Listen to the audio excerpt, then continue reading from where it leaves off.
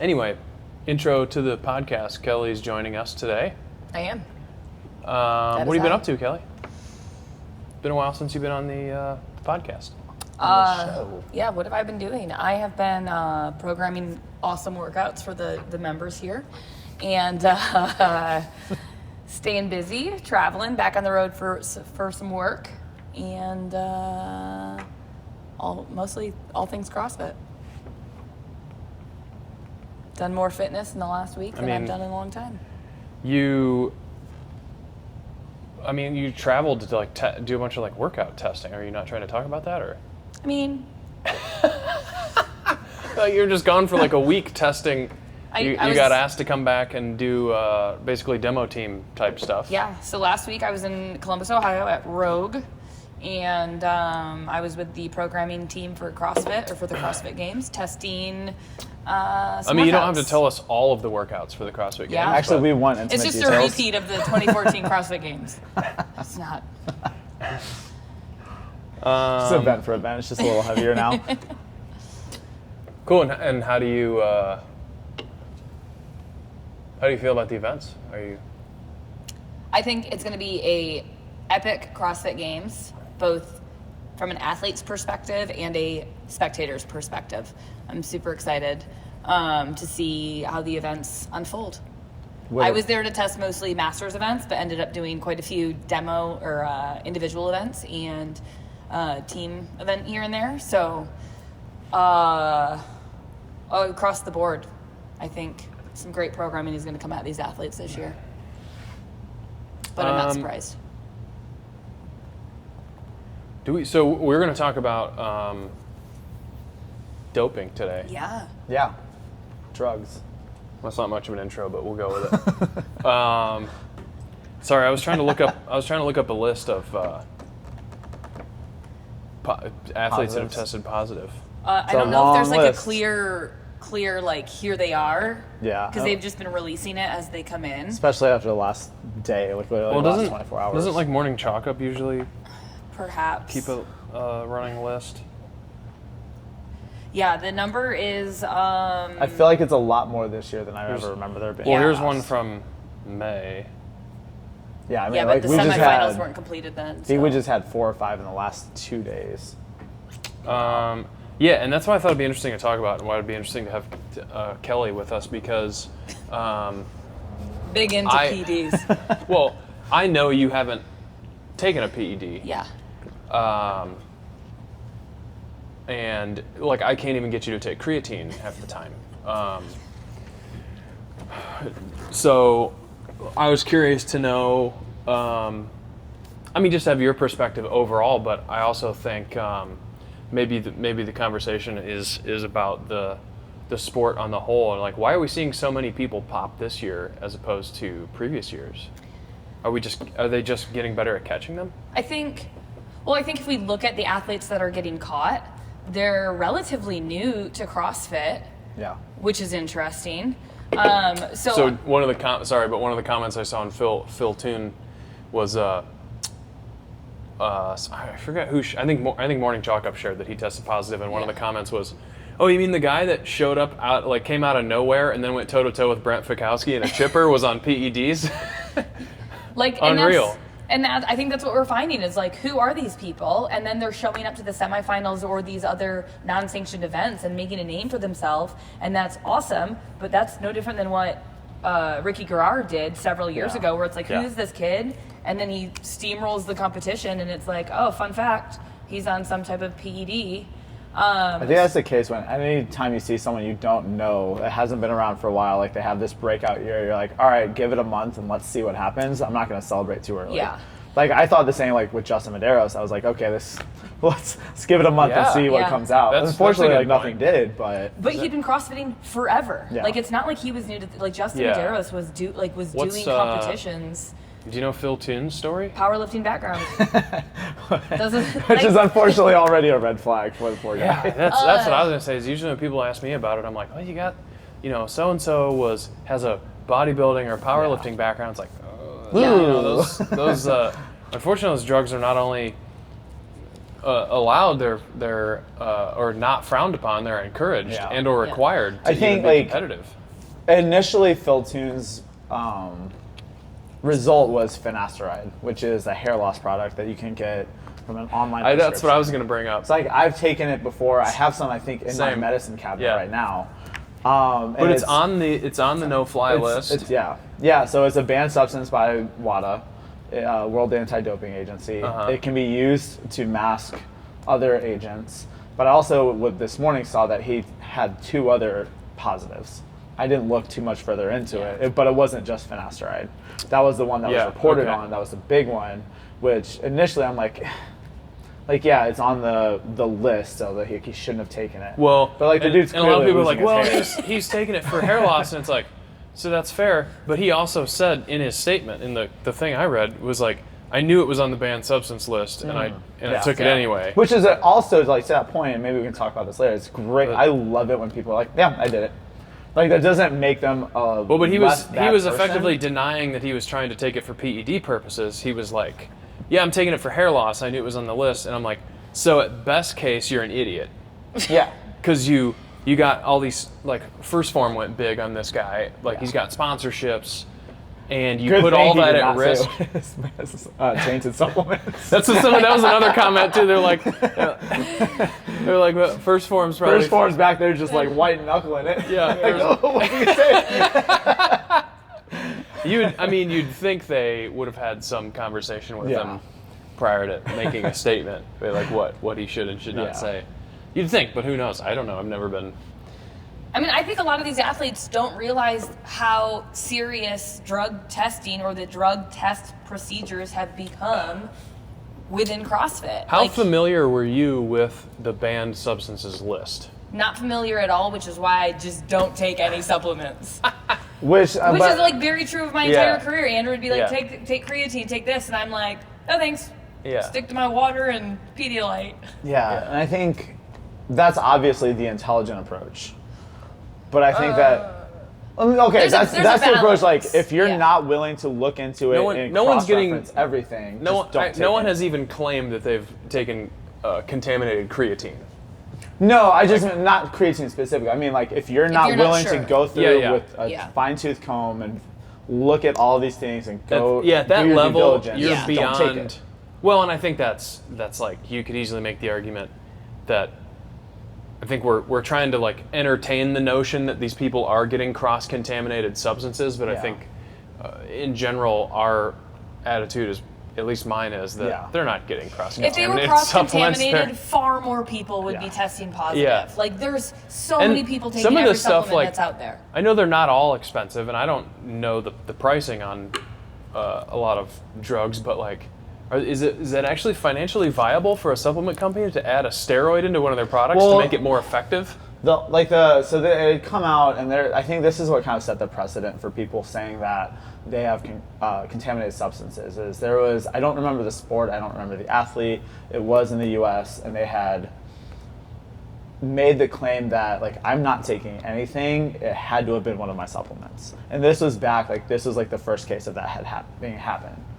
And they had actually they had taken all, and this is an Olympic athlete, it wasn't CrossFit, it's a much higher, value sport, not to, talk trash on CrossFit, it's just there's more money in whatever the sport was. I want to say it was swimming or something.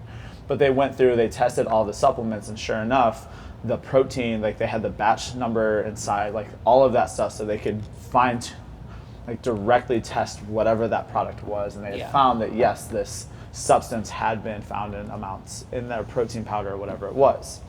So that kind of begs the question, okay, what is the supplement company doing? And it turns out a lot of supplement companies all come from the same manufacturing facilities. Yeah. Mm-hmm. So this manufacturing facility could be making Ostarine or Endurobol or whatever substance, whatever banned substance, whatever anabolic agent. Oh. And then they just don't clean the vat sizes. And then now they're coming in and they're mixing protein powder afterwards, and the trace amounts get pulled in.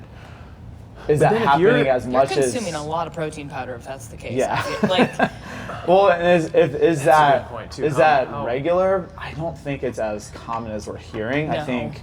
It happened one time, and it's become the scapegoat for everyone. Yeah, 'Cause absolutely. In reality, like, I think we had the discussion with, whether or not we want to name names, but a local gym owner was flagged this year, tested positive, and the conversation was kind of like, why would you're the owner of your gym, you're the affiliate principal, you're competing on your team, and you've been taking PEDs.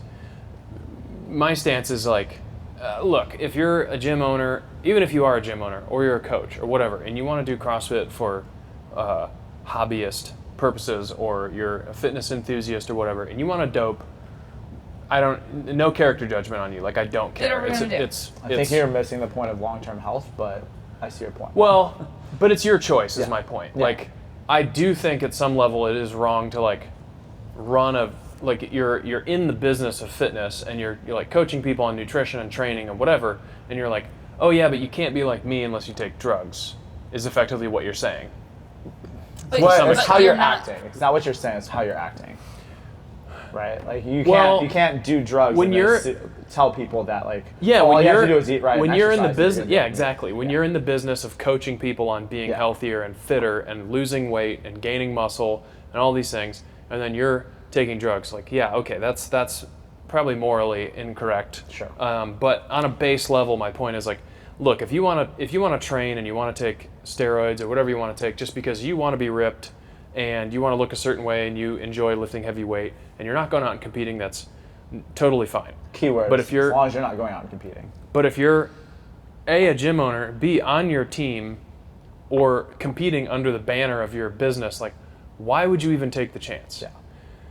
I think also, like, if you sign up for a competition that, especially in the U.S., like, we as a culture are so against substances in sport, right? Like, comparatively to, like, South America, it's comparatively to Russia, like, they all have these doping systems in place.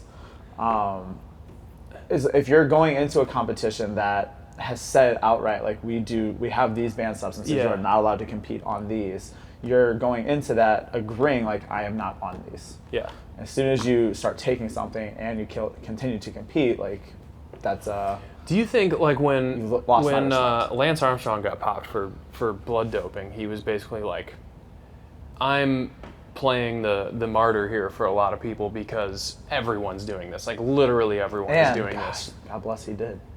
He played the martyr. Yeah. He lost a lot. Oh my God, it's insane. Yeah. But I think to your point there, it's like the people doing it. I don't know where I'm going with this.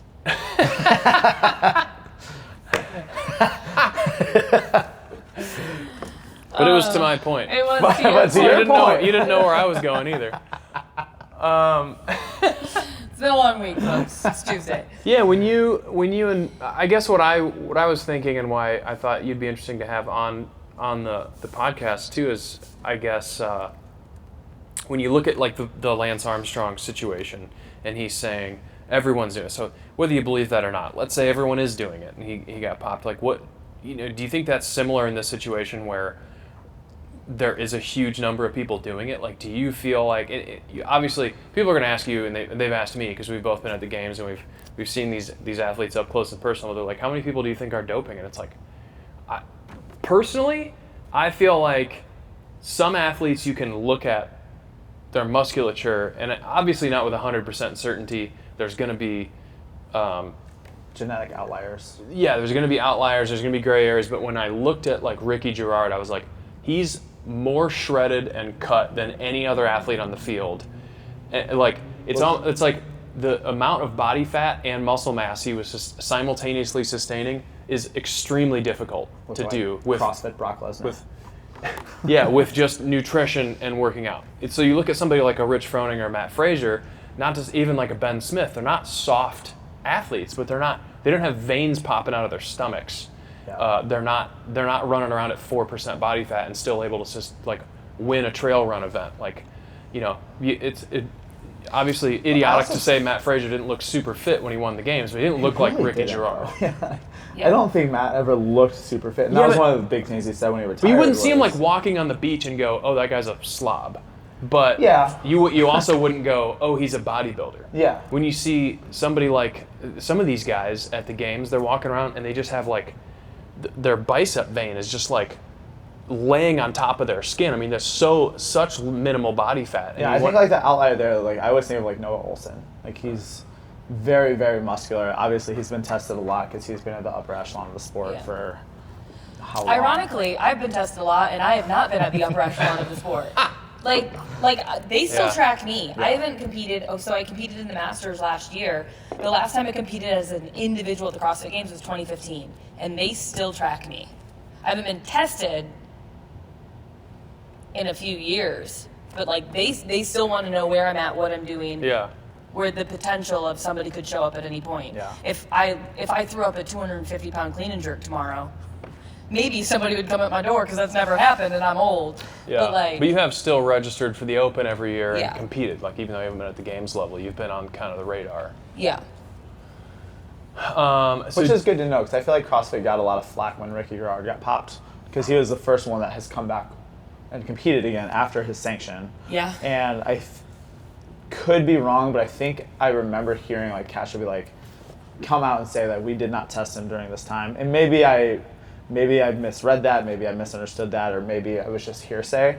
But I think CrossFit did get into some, like, people had kind of judged them a little bit. It's like, hey, we know this guy's going to pack. You should continue testing him because otherwise he could have just juiced to the tits for 4 years and come back and just started. And obviously his performance hasn't been as good as it was in that first year, so that's kind of hopeful. But But we also look at like a lot of the top athletes come from a sports background where it's powerlifting, it's football, it's baseball, whatever sport it is. gosh, baseball. Where like Steroids. where PEDs have been like had some type of Part of the culture. I mean, absolutely. So you're like okay, so you've got a 30-year-old male athlete who played a college sport and likely took something at some point in time. Well, how does that affect him today? And like that, like is he judged based upon that behavior because he's not currently? You're gonna gain or retain some of that strength. Oh, yeah. But like, I mean, we've all done things in our past. Yeah, and I So, don't like, think you some can of ever to can never eliminate that. It's just something you have to say. Oh, it is what and it I think is. that comes to like where like USADA is like trying so hard to like eliminate doping culture within sports. I think there's just early on. we're doing the best we can. Yeah. But I mean, at the end of the day, it's like it sucks. Like I remember in high school, like our whole baseball team was roiding. Like, what's that going to happen? Like, obviously, like health implications Paid aside, off for but you how really is that well. going to help if you do transition to CrossFit or powerlifting or Olympic weightlifting or any of the strength sports? Yeah. It's- Sure. Yeah, you're going to get some benefit from that. Like Yeah. that's going to be residual, and you just can't really Yeah. can't punish someone Well, for and something they did. people in the would past. ask me when we have this discussion. It's like, why aren't they doing A, B, and C? Like, what's the, why aren't they doing this type of test? Why aren't they testing at this level? Why aren't they doing this? And it's like, I mean, the thing you kind of got to remember about CrossFit is like you compare it to these other sports. You're talking about Major League my Baseball, gosh. and it's just not even in the same money, realm. yeah. I mean, the drug money testing's involved, expensive. and you can't expect CrossFit just to come out swinging with, because it's every year I hear the same stuff. It's like, the media coverage isn't as good or isn't good enough. Like they need to hire this, or like, it's just you don't have. We're a new sport. We're a new sport, and it's kind of in its infancy, and the money isn't there, the viewership isn't there. So you got to kind of like, I think they're, like you said, they're getting better all the time, and if I do feel like they're doing a pretty good job with what they have. Like, it's just totally unfair to bring up almost any other professional sport in the same conversation. Like no other sport at this level is a strictly drug-free sport. No. Because like you compare strongman and powerlifting, and it's like powerlifting on the viewership level is probably, I don't know. I mean, I'm biased because I'm in the CrossFit world, but I feel like there's way more viewership for CrossFit than there is for powerlifting. But on the whole, in terms of like how many people are doing powerlifting and how big a sport it is, it seems like there's way more people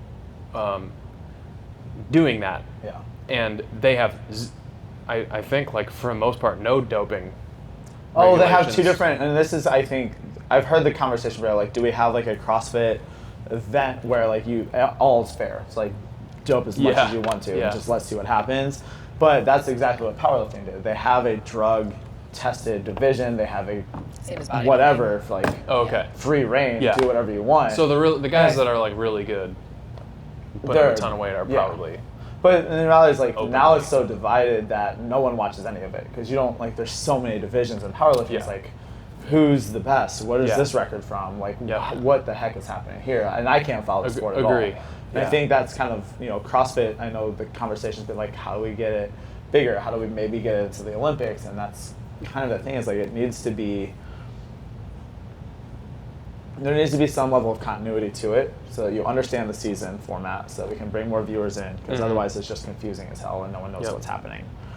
Well, I think that's what works in CrossFit's favor is there is a distinct season Sure. and there's basically one event that culminates. Like, it's like how many people turn on the Olympics, Yeah. even How many people knowing watching nothing about qualifiers? any of those sports, but like, and that's every 2 years basically, Yeah. to 4 depending on years. Season. So you have something like CrossFit. It's like even if people that whether they go to a CrossFit gym or not, I think there's people out there just clicking the games on just to be like, oh, the games Sure. are happening. It's Yeah. a 1 week thing. It happens once a year. It's easy to keep tabs on. Like I don't think we need necessarily a ton of like. Yeah, it's great for us to watch the Granite Games and Wadapalooza and all that stuff. But I think in terms of like general viewership, I don't think they're ever going to have a ton of people like wanting to dial in to see that stuff. So point being, I think we should be pretty happy with. Yeah, and I think The- like this year we're at a like pivotal moment in the game's formats because like we've had a lot of criticisms on different YouTube channels like Andrew Hiller's out, Savant's been savanting around. It's like I think Brian Savant's gonna Chaco's been savant. a lot more active with kind of all this stuff, and to me it seems like we have a lot better drug testing this year than we ever have before. Do you think? Or maybe it's just that we're popping. I was gonna say, people. do you think more people are doping, or do you think they're just I think there's pumping better more people? systems in place.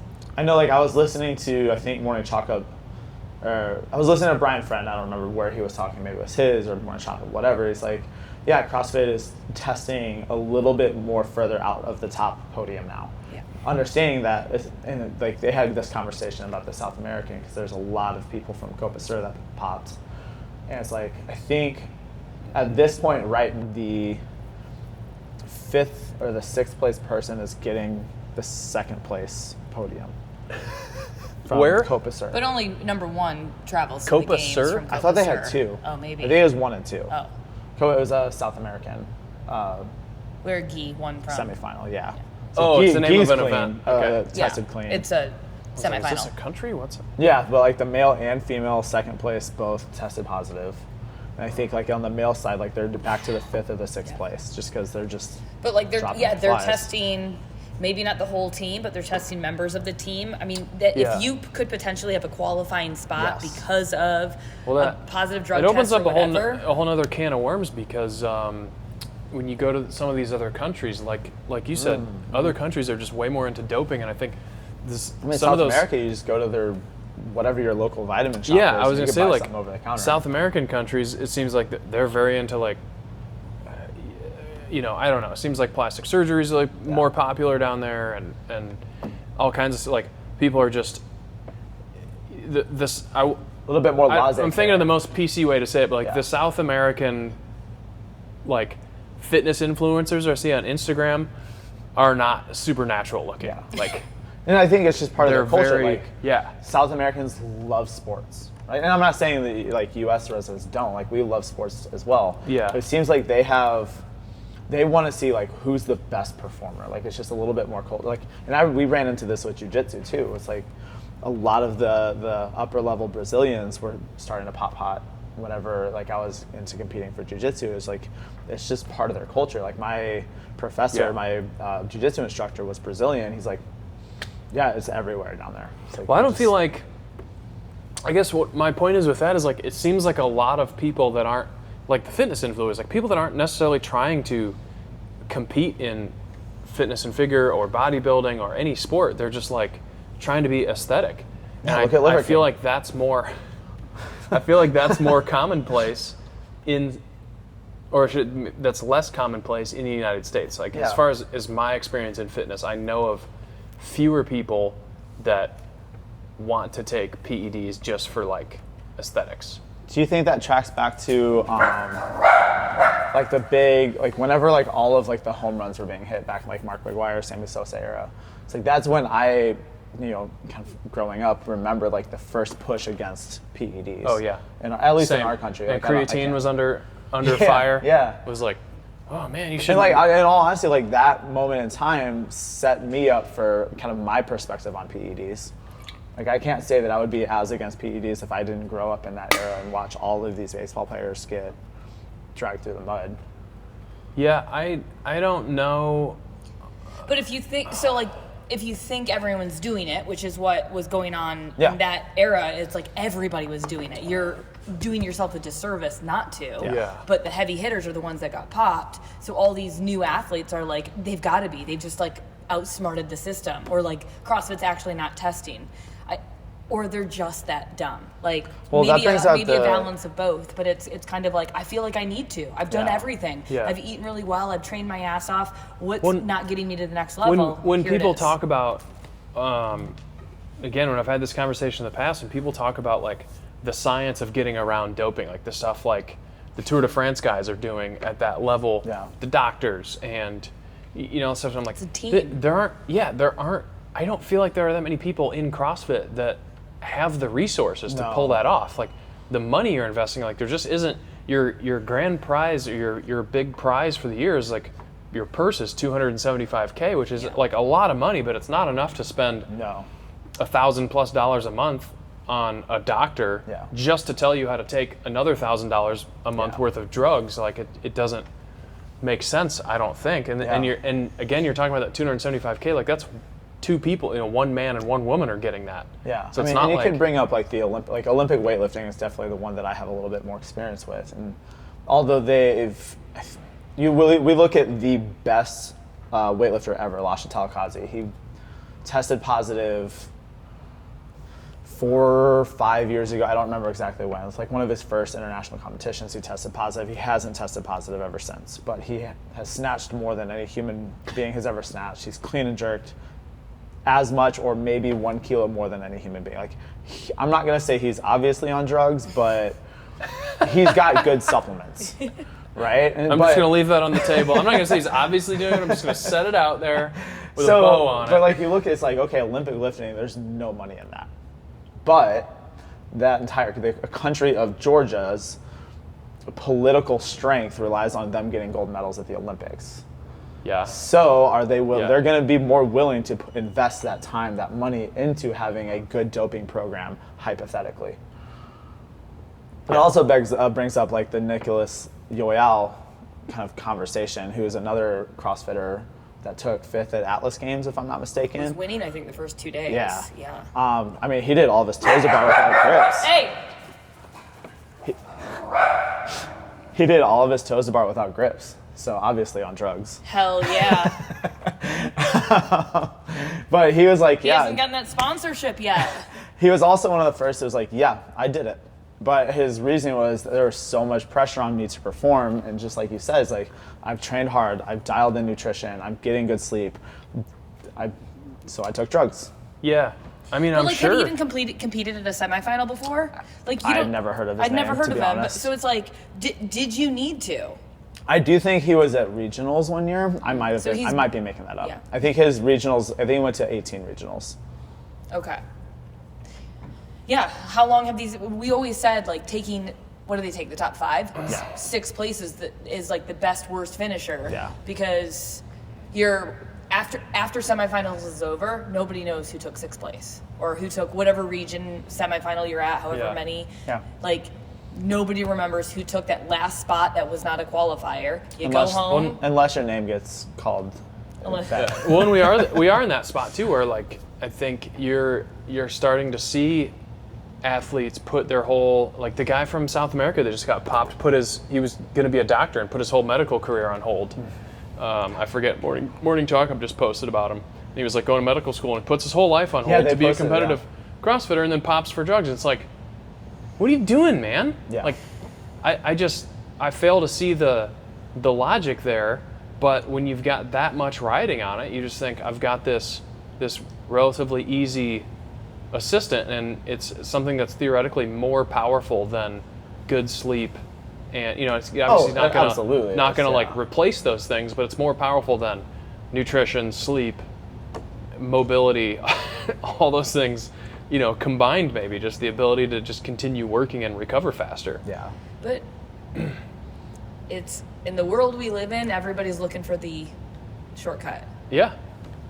Like. Yeah. And but it's going to get worse before it gets better. Yeah, and I'm just saying, like, the people that have, Want there it are now. more and more people putting their whole lives on hold, their careers, Yeah. their school or whatever, to pursue CrossFit professionally because they think, oh, I've got what it takes. And then when you start to see that not working out, so like I'll always forever use car analogies, and I apologize, but like in something like racing or karting, you put a kid into karting, there's no drug you can give that kid to make him a better driver. There's no, to my knowledge, there's no advantage. Like you can't just, like giving steroids or Ostarine or whatever to somebody who's like Lewis Hamilton is not going to make him better at Formula One. Like he can only get better on skill. Like sure, there's a little bit, like maybe he would, like maybe he'd build beefier neck muscles and he'd be a little more resilient, but like it's not like CrossFit where it's like, No, but oh, you can build more lean muscle mass, you're going to be better at this. Yeah. Like, end of the story. So it's I just think it's something that lends itself, like weightlifting or gymnastics or whatever. It's just something that like lends itself to taking these drugs, and especially when you have, you don't have people putting their whole careers on hold on a regular basis to become professional dart throwers or. I feel like there's a lot of money in dart throwing, actually. I think we'd all be surprised at how much. Define a lot. More than CrossFit. I don't know. We're gonna need some data here. More than disc Professional golf? darts is on ESPN. No, I feel like disc golfers make a ton of money. I don't think they do. Maybe I just have a. That's for the next podcast. Yeah. What odd sport makes the most? I mean, it's baseball. Food eating contest. We'll come that's a sport. I'm talking about like. We'll come armed with a list. Cornhole. I was just saying baseball's the Ooh, hottest sport. God, have you ever watched professional cornhole? Yeah, they're all sponsored by like Bratwurst, That's amazing. and they have solo cups while they're playing their professional Amazing. sport. It just looks like they're in a backyard somewhere and they got collared shirts on.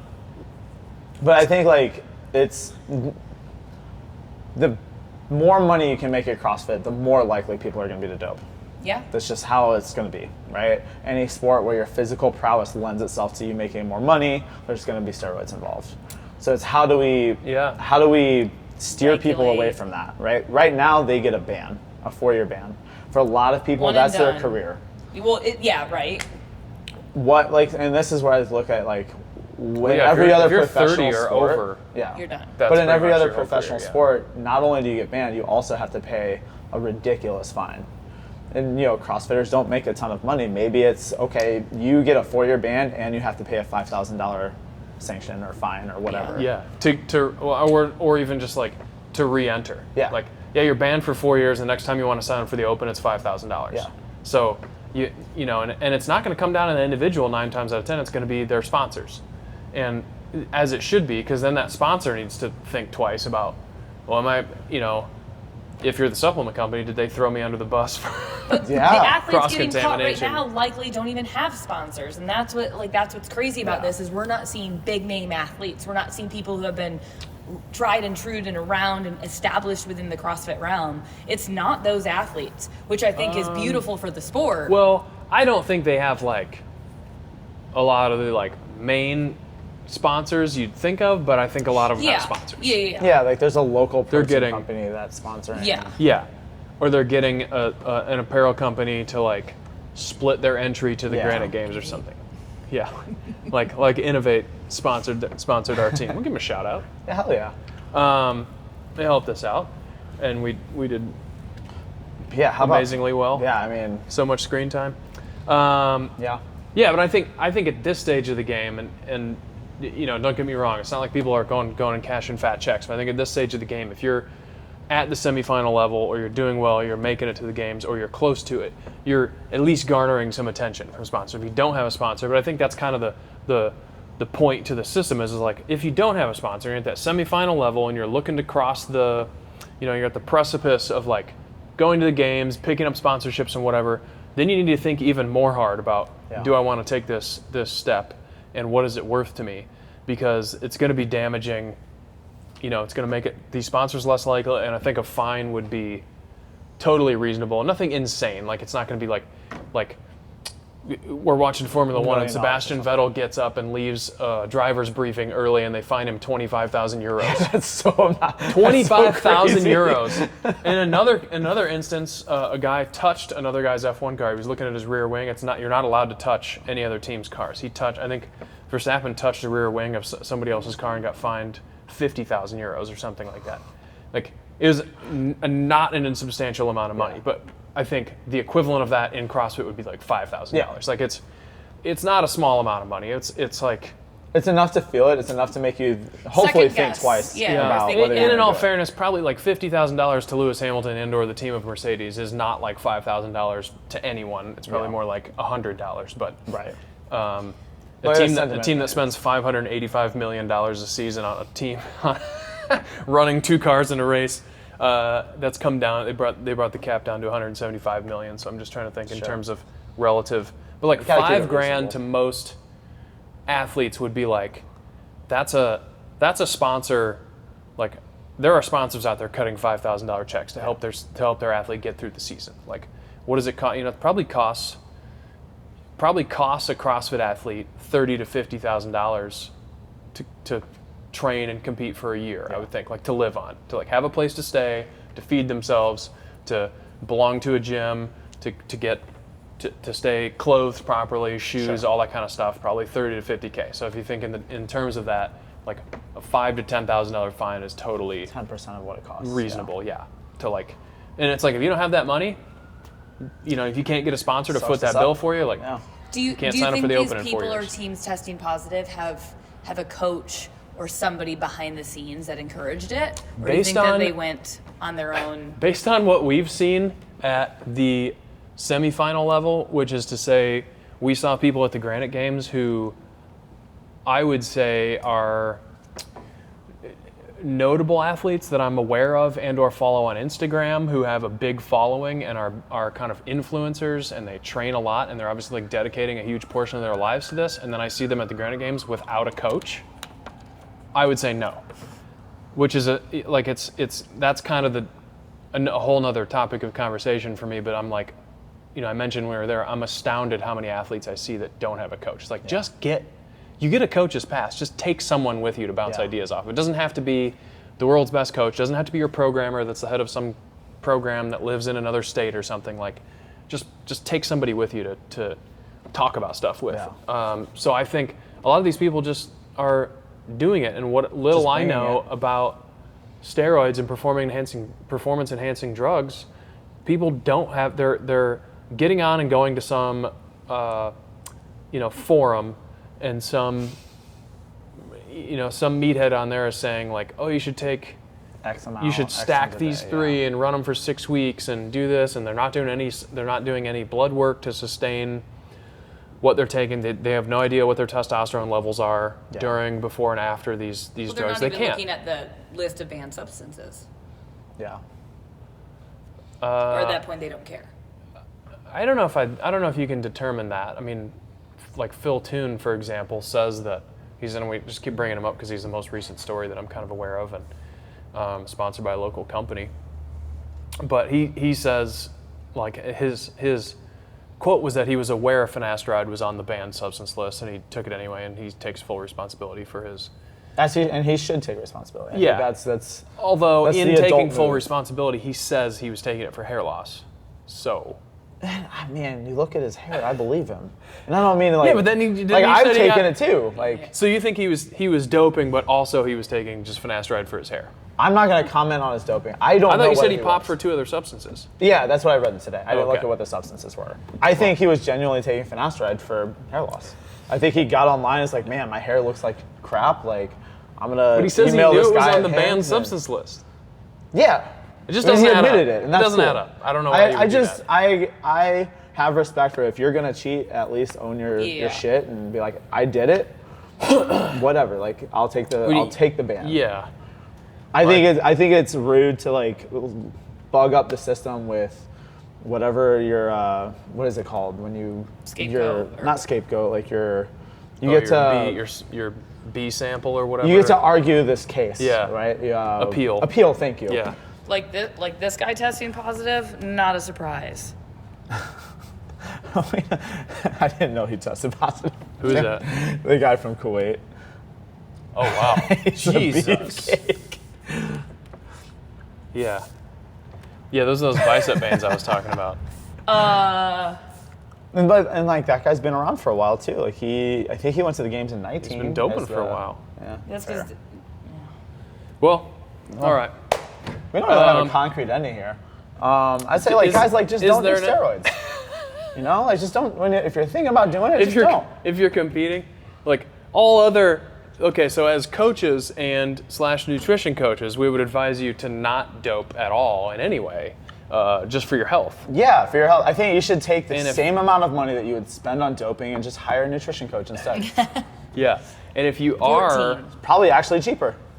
Oh yeah, 14 people have tested positive from the semifinals. Hell yeah, and we don't have the last week of results yet. Higher than the national average. And on that note, and if you are going to dope, don't sign up for competitions. Just keep it to yourself. Yeah. Thanks for tuning in to the Game at Stratagem podcast. I'm Andrew Essig. Shawn Crocker. Kelley Jackson. We'll see you next time.